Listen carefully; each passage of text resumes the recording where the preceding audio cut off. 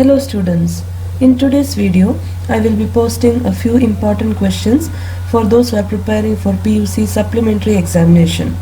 Today's video is about important 5-mark questions. In the coming days I will be uploading one more video for 10-mark questions. Please do check my video daily. Those seeing the channel without subscribing, please do subscribe to my channel and share it with your friends. Also, click the bell button to receive notification whenever I upload new videos. Now let us get into the video. So today we are going to see 5-mark question. The first question is, what was the factors that led to the growth of Indian nationalism? This answer we have to write point wise. So in this, the first point is, British considered India to be a colony which provided cheap raw materials and market to their finished goods. So this was the first factor why Indians felt that they have to make the British go out of the country. So that was the reason which led to the growth of Indian nationalism. So the first point is, British considered India to be a colony which provided cheap raw materials. That is, British always took cheap raw materials from our country and they took it to their own motherland and they made it into finished products, and those finished products they came and sold in our country. So India was a colony for cheap raw materials and a market to their finished goods. So this means that all the wealth of India was going to Britain. So this was the first reason. The second reason, this economic policy destroyed the economic structure that existed and the nation became poorer. Children, this is a part of the first point, okay? So this economic policy of the British destroyed the economic structure that existed in India and nation became poorer. Indian village industries suffered severely and unemployment began to grow. Why? Because Indian village industries were not having any raw materials available, because all the raw materials were taken by the British, and it suffered severely and the unemployment began to grow because there was no raw materials, the village industries were not working, and this led to unemployment. The second reason, the British provided uniform system of administration and justice by providing political unity for a substantive period. So according to the British, if whole of India had to have a uniform administration, that is same administration everywhere, and administration and justice, and it provided a kind of political unity for a substantive period. So the first factor that led to the growth of Indian nationalism was, British considered India to be a colony which provided cheap raw materials and market to their finished goods. This economic policy destroyed this economic structure that existed in India, and Indian village industries suffered severely and unemployment began to grow. The second reason was, the British provided uniform system of administration and justice by providing political unity for a substantive period. The third reason for the rise of nationalism was, the Western system of education introduced by the British broke the monopoly of traditional education system practiced in Sanskrit, Persian and Arabic by Hindus and Muslims. So the Indians had a traditional education system. It was either in Sanskrit or in Persian or in Arabic. It was based on religion. It was practiced by Hindus and Muslims. But by the coming of British, they introduced Western system of education, that is English education. This broke the monopoly of traditional education, and this also was not liked by the Indians. So that also became another reason for the rise of growth of Indian nationalism.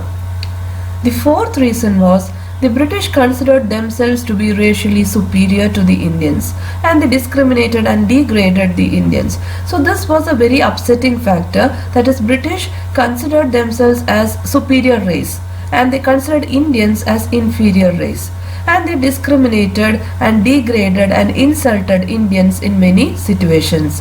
So that also was a reason for the growth of Indian nationalism. All high officers in administration, judiciary and legislature were with the British. Anywhere in administration or judiciary or legislature, high officers was with the British. The lower grade ranks were given to Indians. The Indian culture and heritage were looked down upon by the British, and the British also insulted Indians by telling that their culture, that is Indian culture and heritage, was not good. It was something which was outdated. So this was what the British did. The Indian culture and heritage were looked down upon by the British. So that also was a reason for the growth of Indian nationalism. The fifth point is the British followed policies like subsidiary alliance and doctrine of lapse to establish political supremacy over India. So we have already studied about policies like subsidiary alliance and doctrine of lapse, in which the British tried to gain control over more and more territories in India. So these two policies of the British also made the Indians feel that they were misused. So the British policies like subsidiary alliance, doctrine of lapse, all these were trying to establish the British political supremacy over India. So if the causes for Indian nationalism, the third one is Western system of education introduced by British broke the monopoly of traditional Indian education, and traditional Indian education was which was practiced in Sanskrit, Persian and Arabic by Hindus and Muslims. The British considered themselves to be racially superior to the Indians. They discriminated and degraded the Indians. All the high officers were with the British, and the Indian culture and heritage were looked down upon by the British. The fifth point, the British followed policies like subsidiary alliance and doctrine of lapse to establish the political supremacy over India. The sixth reason for the growth of Indian nationalism was the Indian press and literature in the 19th and the beginning of 20th century inspired nationalism among the Indians. So the Indian press played a lot of a very important role in the growth of Indian nationalism. The Indian press and also the Indian literature, both of these inspired nationalism among the Indians. Many articles and poems inspiring nationalism were published both in English and in vernacular languages. So there were many articles, many poems, all these were inspiring Indians towards nationalism. These were published both in English and in vernacular languages. Scholars like R.G. Bhandarkar, Bal Gangadhar Tilak, Swami Vivekananda, etc. conducted research and brought to light the glorious cultural past of India. So before we have seen one point in which the British were always trying to put down the Indian culture and heritage. So our scholars like R.G. Bhandarkar, Bal Gangadhar Tilak and Swami Vivekananda, they conducted a lot of research and brought to light the glorious cultural past of India. They made the Indians proud of their past. So that is what was done by the Indian press and literature. So all these were the main reasons for the growth of Indian nationalism. So point wise you have to write the answer point by point and you have to write the explanation. The next important 5-mark question is explain the life and teachings of Madhvacharya.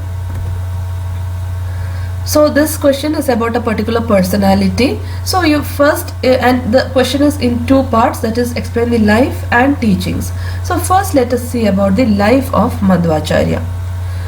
He was born at Pajaka near Udupi in 1238 century era. So Madhvacharya was born at a place called as Pajaka near Udupi in 1238 century era. His parents were Narayana Bhatta and Vedavati. His earlier name was Vasudeva. So Madhvacharya's earlier name was Vasudeva. Parents were Narayana Bhatta and Vedavati. He was also known as Purna Pratnya and Ananda Tirtha. He was a renowned scholar in Vedas, Puranas and history. So Madhvacharya was well versed and he was a great scholar in Vedas, Puranas and history. His teacher Achyuta Preksha was a follower of Advaita philosophy, and Madhvacharya started to have difference of opinion with him. So Madhvacharya's teacher was Achyuta Preksha, but Achyuta Preksha was a follower of Advaita philosophy. But Madhvacharya slowly started to have a difference of opinion with his teacher. Later he developed his own philosophy. So Madhvacharya developed his own philosophy. He brought the idols of Krishna and Balarama and installed Krishna at Udupi and Balarama at Malpe. So Madhvacharya, while he was travelling, he brought the idols of Krishna and Balarama and installed Krishna at Udupi and Balarama at Malpe. So life of Madhvacharya, he was born at Pajaka near Udupi. Parents were Narayana Bhatta and Vedavati. His earlier name was Vasudeva. He was also known as Purna Pratnya and Ananda Tirtha. He was a renowned scholar in Vedas, Puranas and history. His teacher Achyuta Preksha was a follower of Advaita philosophy, but Madhvacharya started to have difference of opinion with him and he developed his own philosophy. He brought the idols of Krishna and Balarama and installed Krishna at Udupi and Balarama at Malpe. Madhvacharya established Ashtamatas at Udupi, that is 8 matas at Udupi. Some of them were Sode Mata, Siruru Mata, Krishnapura Mata, etc. So he established Ashtamatas at Udupi, example Sode Mata, Siruru Mata, Krishnapura Mata, etc. He died at the age of 80.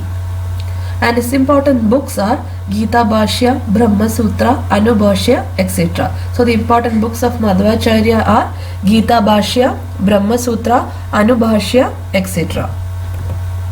His philosophy is known as Dvaita or dualism. Now slowly we will move on to his teaching. So these much were from his birth till his death we saw about his life.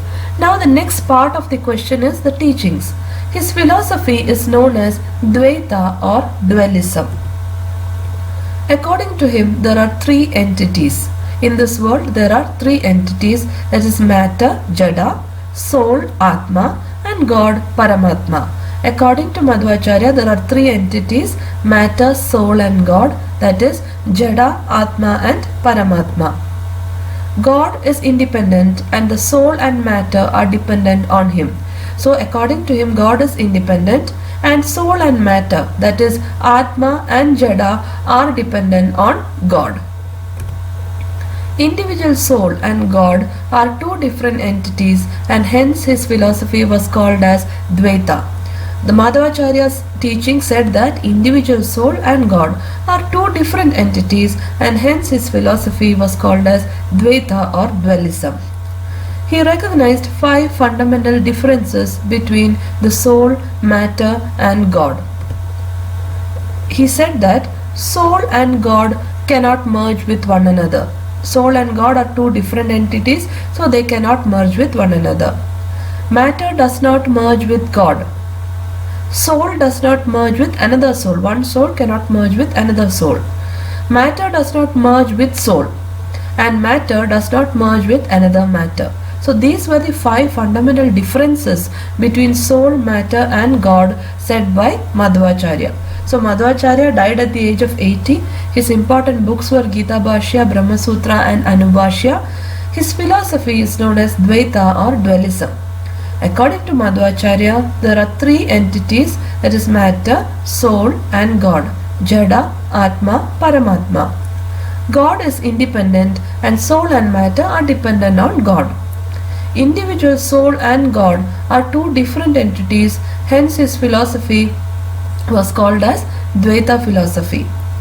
He also recognized 5 fundamental differences between the soul, matter and God. They are soul and God cannot merge with each other, matter does not merge with God, soul does not merge with another soul, matter does not merge with soul and matter does not merge with another matter. So all these points you have to explain and write when a question is asked about life and teachings of Madhvacharya. The next important 5-mark question is briefly discuss the unification movement of Karnataka. See, this answer I have already explained in the video, that is PUC exam preparation part 5 video. The link for that video I have given in the description box. Please do check out that video. Another question is describe the village administration of Chola. This question also is there in PUC exam preparation part 5. Link is given in the description box. And one more question, explain the achievements of Muhammad Gawan. In the same PUC exam preparation part 5, this answer also is explained. You can check from the link given in the description box. So all these are the important 5-mark questions. So please learn these questions and answers very thoroughly. Next video will be about 10-mark question. And you can also refer to the exam preparation videos in this channel. There is a separate playlist for that. In that I have uploaded many important questions, that is 1, 2, 5 and 10 mark questions I have uploaded. I have given the link for that in the description box and in the end card. So please check out all those videos.